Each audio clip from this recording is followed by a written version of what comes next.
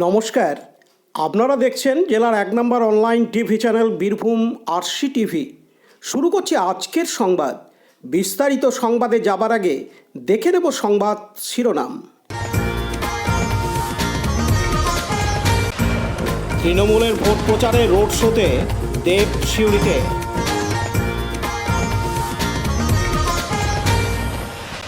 বিজেপির রোড শোতে বিজেপির রাজ্য সভাপতি।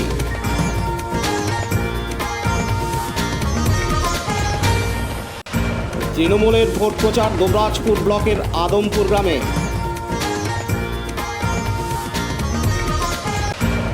25শে বৈশাখ পালিত হলো শান্তিনিকেতনে। তৃণমূলের ভোট প্রচারে মন্ত্রী ফিরহাদ হাকিম। বিজেপির ভোট প্রচারে স্বরাষ্ট্র প্রতিমন্ত্রী মুরারয়ে। উচ্চ মাধ্যমিক পরীক্ষায় রাজ্যে 5ম স্থানাধিকারী বোলপুরে। রবীন্দ্র জন্মজয়ন্তী পালিত হল মুরারই ও তাঁতিপাড়ায়।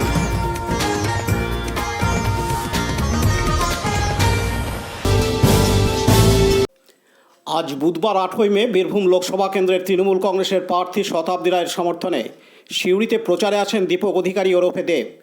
এদিন তিনি সিউড়িতে একটি রোড শো করেন। যে রোড শো দেখতে বিভিন্ন এলাকা থেকে বিপুল পরিমাণ মানুষদের ভিড় দেখা যায় সিউড়িতে। এদিনের এই রোড শোকে ঘিরে রীতিমতো স্তব্ধ হয়ে যায় সিউড়ি।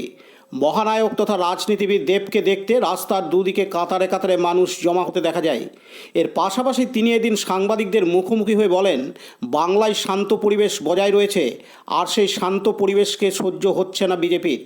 এমনকি তার লোকসভা কেন্দ্র এলাকায় নানান ধরনের অশান্তি এবং খুনের মতো ঘটনা ঘটতে পারে বলেও তিনি আশঙ্কা করলেন।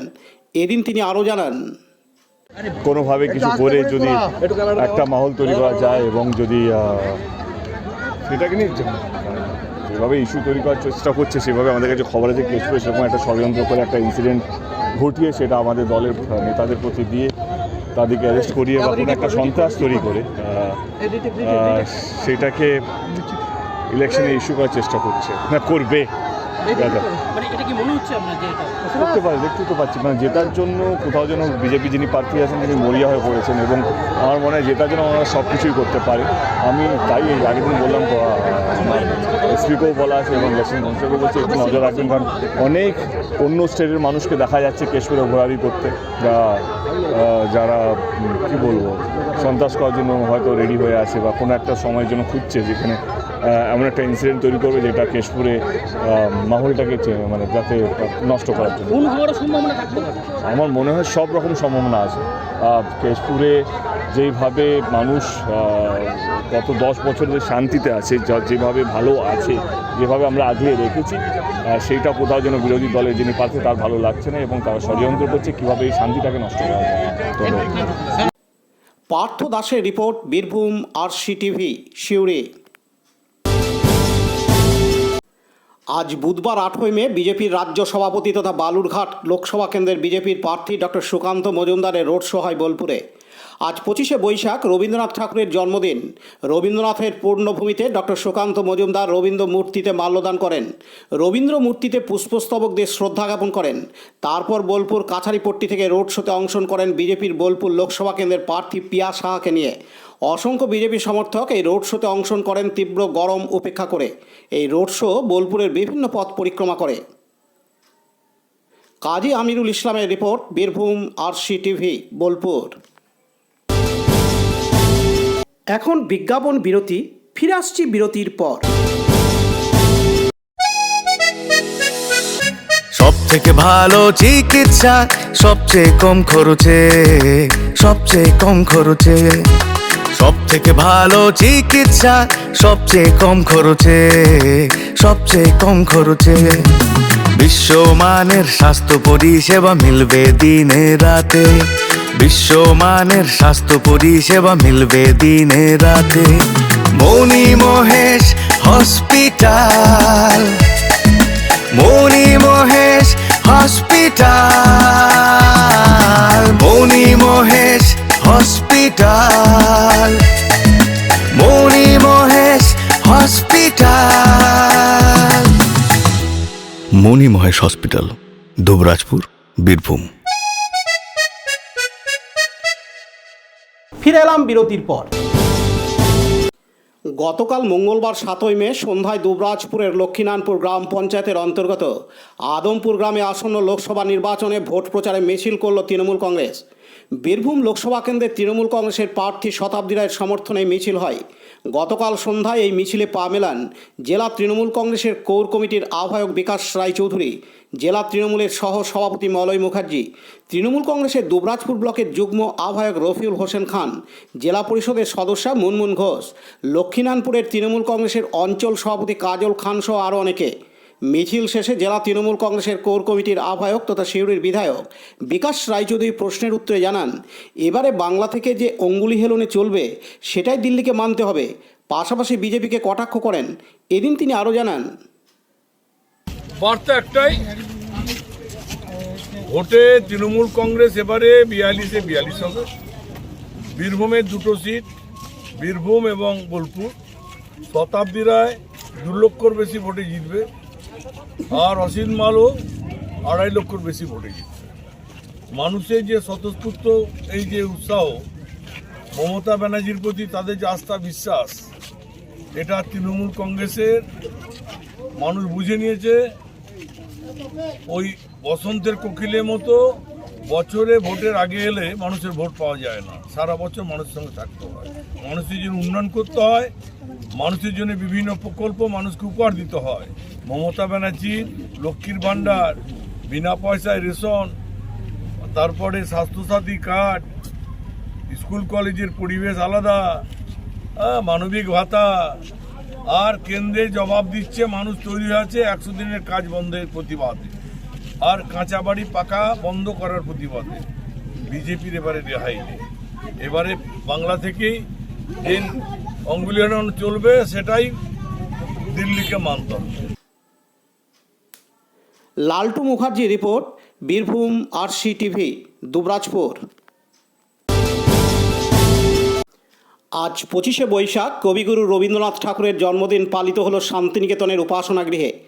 জোড়াসাগর ঠাকুরবাড়ির পাশাপাশি কবিগুরু রবীন্দ্রনাথ ঠাকুরের কর্মভূমি শান্তিনিকেতনের বিশ্বভারতীতে 163তম রবীন্দ্র জন্মোৎসব পালন করা হলো চিরাচরিত প্রথা মেনে। সকাল 5:30টায় গৌড় প্রাঙ্গণে বৈতালিক হয়, সকাল 6:30টায় কবিকণ্ঠ হয় রবীন্দ্র ভবনে, সকাল 7টায় উপাসনা হয় উপাসনা গৃহে, সকাল 8:45-এ জন্মোৎসব পালন হয় মাধবী বিতানে। উপাসনা গৃহে বিভিন্ন শ্লোক ও গানের মধ্য দিয়ে দিনটিকে স্মরণ করল আপামর ছাত্রছাত্রী থেকে শুরু করে অধ্যাপক অধ্যাপিকাবৃন্দ। সন্ধ্যা 7টায় মঞ্চস্থ হবে মানব কন্যা গৌড় প্রাঙ্গণে। এদিন শান্তিনিকেতনের এক অধ্যাপক জানান, গুরুদেবের 163তম জন্মদিন আমরা পালন করছি। ভোর 5টায় আমাদের বৈতালিক হয়েছে, ছাত্রছাত্রী অধ্যাপক কর্মী নিয়ে। সকাল 7টায় আমাদের উপাসনা হয়েছে এবং তারপর এখানে উদয়ন বাড়িতে এসে আমরা শ্রদ্ধা জ্ঞাপন করলাম। এরপরে 8:45-এ আমাদের মাধবী বিতানে রবীন্দ্র জন্মোৎসব পালন হবে। তারপর সন্ধ্যা 7টায় মানব কন্যা গৌড় প্রাঙ্গণে, যেটি পাঠভবন মঞ্চস্থ করছে সকলকে নিয়ে, কারণ রবীন্দ্রনাথের উপরে কেউ নেই। আমাদের ভাষা, আমাদের কৃষ্টি, সংস্কৃতি সব রবীন্দ্রনাথ। তাই আজকের দিনটি এটি যথেষ্ট গুরুত্বপূর্ণ দিন। বাংলা ভাষাকে বিশ্বের দরবারে তুলে দেওয়ার জন্য গুরুদেব যে দৃষ্টান্ত স্থাপন করেছেন, এশিয়ার প্রথম নোবেল প্রাপ্ত সেই মহাপুরুষকে, মহামানবকে আমরা প্রণাম জানাচ্ছি আজকে। পাশাপাশি দিন বিশ্বভারতীর এক পড়ুয়া জানান,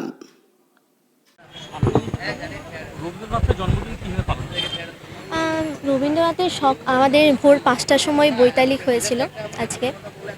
তো তারপরে আমাদের আজকে 25শে বৈশাখ উপলক্ষে বিশেষ উপাসনা হয়েছে।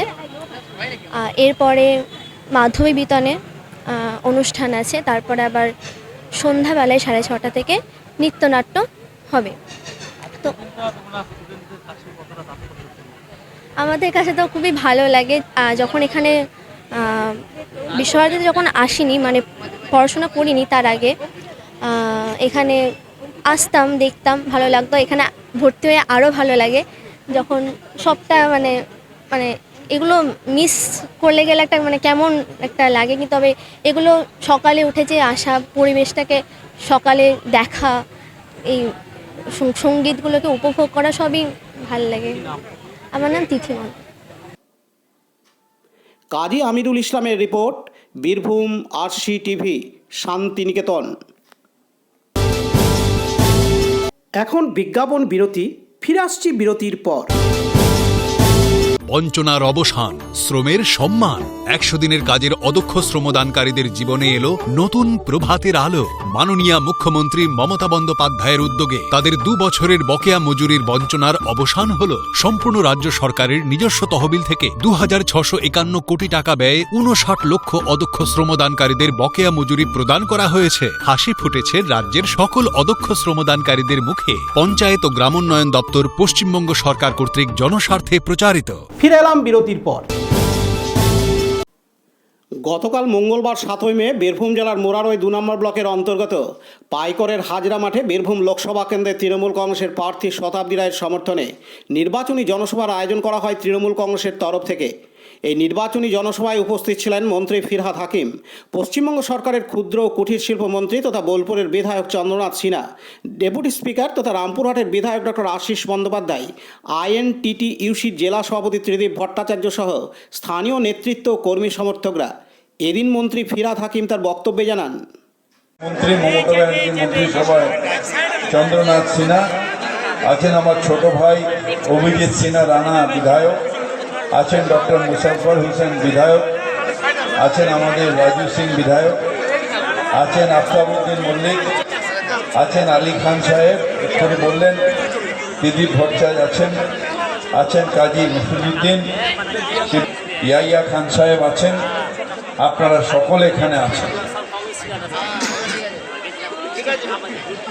এইবার যে ভোটটা আসছে সেই ভোটটা শুধু একটা ভোট নয়, এই ভোটটা হচ্ছে আগামী দিনে ভারতবর্ষ থাকবে কিনা। এই ভোটটা হচ্ছে আমাদের এই যে বাচ্চাগুলো রয়েছে, এই বাচ্চাগুলোর ভবিষ্যৎ ঠিক থাকবে কিনা। এই ভোটটা হচ্ছে সেই ভোট। এই ভোটটা আগে আমরা ভাবতাম যে ঠিক আছে একটা ভোট তো না, এই ভোটটা আমার দেশের ভাগ্য নির্ভর করবে।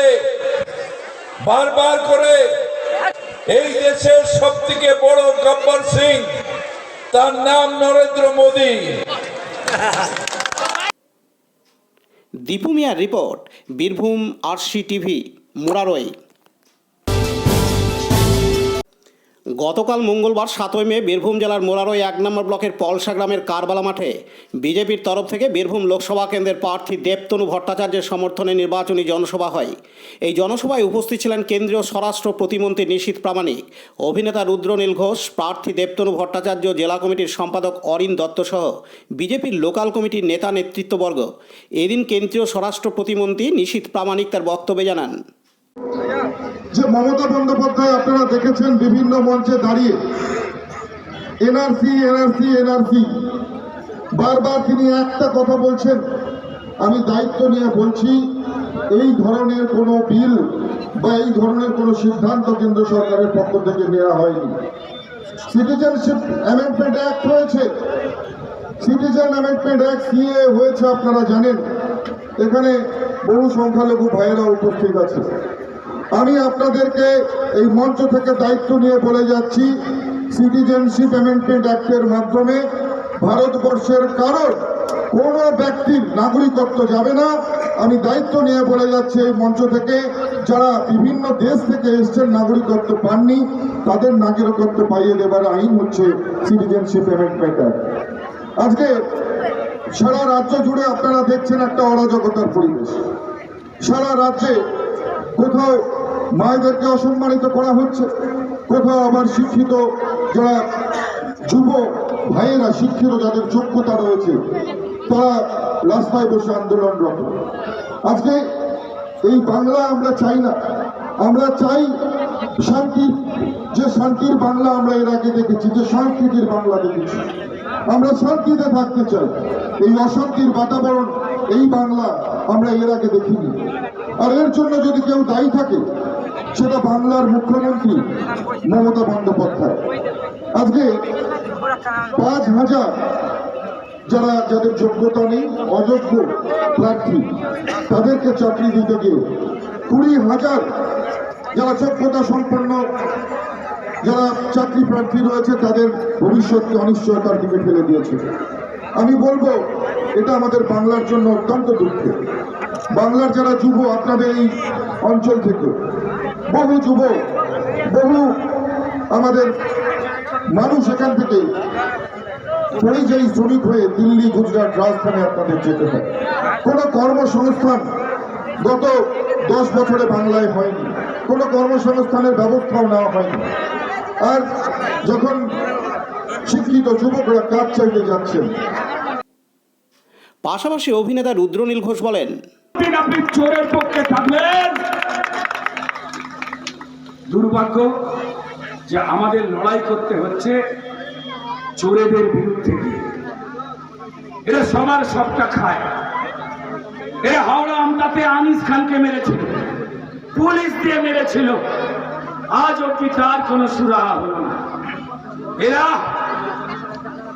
এরা বকচুরিতে মা বোনেদের জ্বালিয়ে পুলে মারল, তার কোনো সুরাহা হলো না। আমি ধন্যবাদ দেব সেই সমস্ত মুসলমান সম্প্রদায়ের যে মানুষরা চোখ খুলছেন, হিন্দু সম্প্রদায়ের সেই সমস্ত নিরপেক্ষ মানুষদের যারা আমাদের গ্রামের সহজ সরল মানুষদের চোখ খুলে দিচ্ছে যে তৃণমূল কোনো ধর্মে বিশ্বাস করে না, মতে বিশ্বাস করে না, পথে বিশ্বাস করে না। তৃণমূল শুধু একটা কথাই বিশ্বাস করে। তৃণমূলের সমস্ত নেতারা ঘুম থেকে ওঠে, তারা একটাই মন্ত্র জপে। কি মন্ত্র জানেন? ঘুম থেকে উঠে সূর্যের দিকে হাত জড়ো করে বলে, চুরি স্বর্গ, চুরি ধর্ম, চুরি পরমাং তপ, চুরি চেতনা করি হাত চুলকোয়, তাই চুরি চুরি নামাং জপ। এইভাবে আমাদের আটকাতে হবে চুরি কার হচ্ছে? চুরি হিন্দুর হচ্ছে, মুসলমানের হচ্ছে, পশ্চিমবঙ্গের মানুষের চুরি হচ্ছে। পশ্চিমবঙ্গ যদি দুর্বল হয়ে যায়, কাটে। দীপু মিয়া রিপোর্ট, বীরভূম RCTV, মুরারই। এখন বিজ্ঞাপন বিরতি, ফিরে আসছি বিরতির পর। RCS Network, high speed internet, broadband, cable TV and landline service provider, Dubrajpur, Birbhum.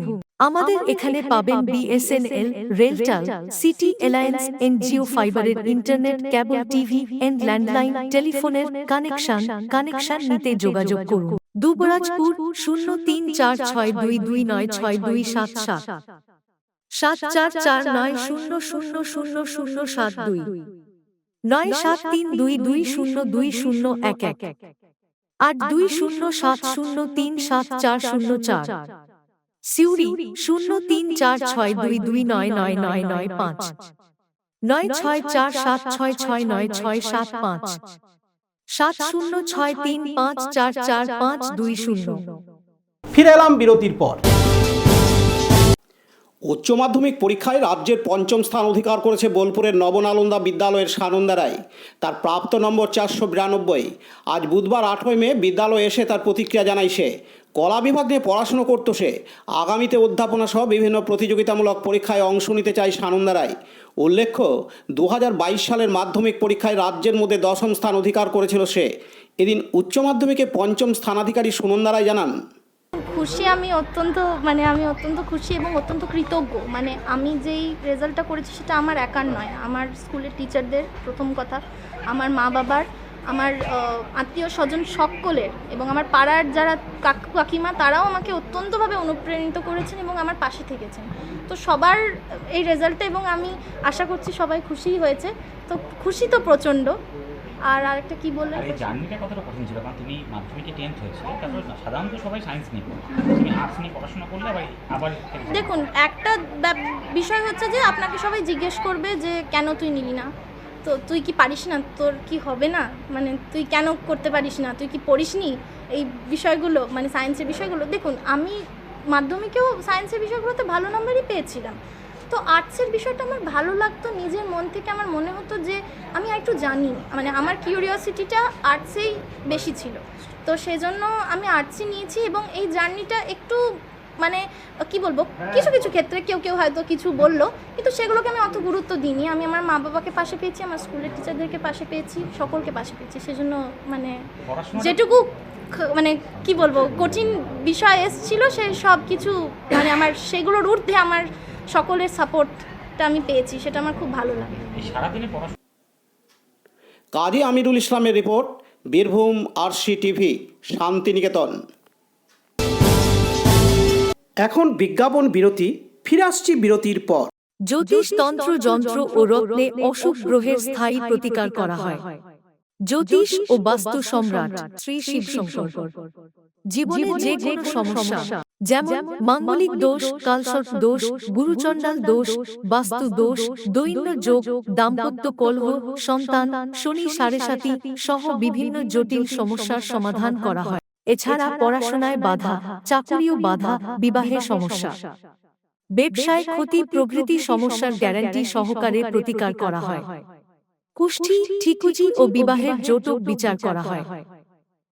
Chamber Dubrajpur, ward number 6, মা আনন্দময়ী মন্দিরের পাশে, বীরভূম। বুকিং এর জন্য ফোন করুন 7908384147। ফিরে এলাম বিরতির পর। আজ বুধবার 25শে বৈশাখ মোরারই উৎসব কমিটির তরফ থেকে মোরারই 1 নম্বর ব্লকের মুক্তমঞ্চে রবি ঠাকুরের 163তম জন্মদিবস পালন করা হয়। এদিন রবীন্দ্রনাথ ঠাকুরের প্রতিকৃতিতে পুষ্পস্তবক ও মাল্যদান করে অনুষ্ঠানের শুভ সূচনা হয়। সকালে প্রভাত ফেরি, বসে আঁকো প্রতিযোগিতা, নাচ, গান, আবৃত্তি ও বিভিন্ন অনুষ্ঠানের মাধ্যমে দিনটিকে যথাযোগ্য মর্যাদা সহকারে পালন করা হয়। অনুষ্ঠানটির মূল উদ্যোক্তা ছিলেন অনির্বাণ জ্যোতি সিনহা। যদি থাকি কাছাকাছি, দেখিতে না পাও, ছায়ার মতন আছি না আছি, তবু মনে রেখো আজ 25শে বৈশাখ বিশ্বকবি কবিগুরু রবীন্দ্রনাথ ঠাকুরের 163তম জন্মদিবস। সেই জন্মদিবস অনুষ্ঠান সাড়ম্বরে সহকারে পালন করল বীরভূমের রাজনগর ব্লকের অন্তর্গত বীরভূম সারদা শিশু মন্দিরের তাঁতিপাড়া শাখা। নাচ, গান, কবিতা আবৃত্তি ও রবীন্দ্র বিষয়ক প্রাসঙ্গিক আলোচনা অনুষ্ঠানটিকে অন্যমাত্রা এনে দেয়। এদিন বীরভূম সারদা শিশু মন্দিরের তাঁতিপাড়া শাখার প্রধান শিক্ষক তাপস ঘোষ জানান, আমাদের এই স্কুলটি 2009-এ প্রতিষ্ঠিত হয়েছে এবং এই স্কুলটিতে আমরা সব কিছু পালনীয় অনুষ্ঠানগুলি পালন করি। যেমন আমাদের ক্লাসে ইংরাজি, অঙ্ক, বিজ্ঞান, ভূগোল, বাংলা সব কিছুর উপর গুরুত্ব দেওয়া হয়। সেরকম নাচ, গান, সাংস্কৃতিক, নাটক সব কিছুর মধ্যেই আমাদের একটা বিশেষ গুরুত্ব দিয়েই শিক্ষা দেওয়া হয়। এবং নাচের, গানের দাদা ভাই, দিদি ভাই এরা আছেন, তারাও খুব যত্ন সহকারে শিক্ষা দেন। এবং আমরা গর্বের সঙ্গে একটা বলতে পারি যে আমাদের স্কুল তাঁতিপাড়াতে প্রতিষ্ঠিত হওয়ার পর থেকে আজ অবধি যতগুলো মাধ্যমিক, উচ্চ মাধ্যমিক যে পাস করছে, তারা সকলেই কিন্তু আমাদের স্কুল থেকে পাস করে যাওয়া ছাত্রছাত্রীরাই স্ট্যান্ড করেছে। এবং যে দুটি স্কুল আছে তাঁতিপাড়াকে কেন্দ্র করে, বা মাদাইপুর গার্লস স্কুল, তাঁতিপাড়া স্কুল এবং মাদাইপুর হাই স্কুল, এই সবকটা স্কুলেই কিন্তু প্রথম, দ্বিতীয়, তৃতীয় স্থানে বেশিরভাগই আমাদের স্কুল থেকে পাঠরত ছাত্রছাত্রীরাই বর্তমানে এখন স্ট্যান্ড করছে। এখনও পর্যন্ত আমরা এই সঙ্গে বলতে পারি যে আমাদের মূল্যায়ন, আমাদের যে দিদি ভাই, দাদা ভাইরা আছে, তারা খুব যত্ন সহকারে পড়ান এবং মূল্যায়নগুলি খুব যত্ন সহকারে নেন। খাতা আমরা খুব চাপের মধ্যে দেখি, যাতে কোনোভাবেই বেসরকারি বলে যে নাম্বার দিয়ে দেওয়া হবে এইরকম প্রবণতা আমরা করি না। আমরা আমাদের স্কুলটাকে যেন সকলের সামনে প্রতিষ্ঠা করতে পারি, সেই লক্ষ্যে আমরা এখনও পর্যন্ত এগিয়ে যাচ্ছি। সকলেই সেইভাবে কঠোর পরিশ্রম করছে। যদিও আমাদের সীমিত ক্ষমতা, আমাদের আর্থিক অবস্থা অনেক দুর্বল, আমাদের দিদিভাই দাদা ভাইদিকে সেই রকম সাম্মানিক দিতে পারে না, তবুও তারা কঠোর পরিশ্রম করে এবং আগামী দিন করবে এই আশা রাখছি। তাঁতিপাড়া থেকে সোমনাথ দেও, মুরারই থেকে দীপু মিয়া রিপোর্ট, বীরভূম আরসি টিভি।